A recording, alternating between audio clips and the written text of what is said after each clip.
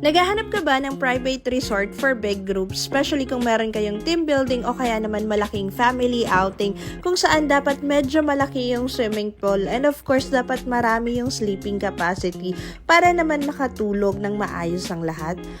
Well, kung oo ang sagot mo, tara samahan mo ako dito sa Antipolo City and let's discover the Palm.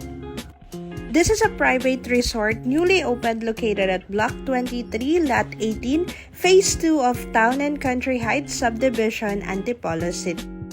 So pagpasok mo pa lang ng kanilang private resort, makikita mo na agad ang kanilang big entertainment sala kung saan pwede kayong mag-video kaya kagaya ng ginawa namin ng mga friends ko. And of course, kung meron kayong time, pwede kayong magpalaro dito. Kagaya ng nangyari sa amin kung saan even yung poolside area nila nagamit namin for games. Pagdating naman sa kanilang kitchen area, no worries, kompleto na ito mula sa kanilang refrigerator na marami kang pwedeng mailagay.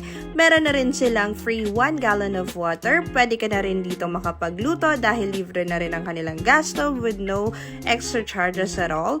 And of course, meron na rin ditong rice cooker, meron na rin water heater, and kompleto na mula kutsara, tinidor, mga plato, mga mangkok, baso, and everything na guys. Meron rin sila ditong rules and regulation, kailangan mo lang basahin and sundan of course. Pag-akyat mo naman ng second floor guys, dito mo naman makikita ang napakagandang mountain view, of course, ng poolside area as well.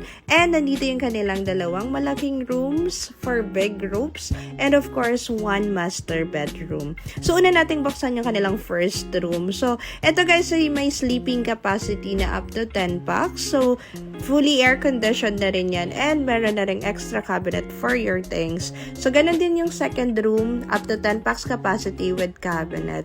And ito naman yung kanilang master bedroom. Meron na rin yung cabinet and this can accommodate up to 5 packs actually. Actually, more than pa kung meron pa silang extra beddings. And napakaganda din ang view nito. As in, kitang-kita mo talaga yung mountain part and of course yung poolside area. O diba? Ang taray. Bongga! Meron din nga pala sila guys, dalawang toilet and bath. Isa sa second floor and isa sa first floor. Ito yung kanilang first floor area ng toilet and bath.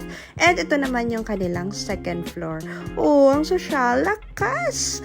So next, punta naman tayo sa kanilang swimming pool area. Meron ditong mini lounge and of course, meron din ditong shower area. So bongga talaga yung pool nila, mapaaraw man o gabi. Ang sarap mag-swimming guys. Ito nga pala ay may lalim na up to 5 feet.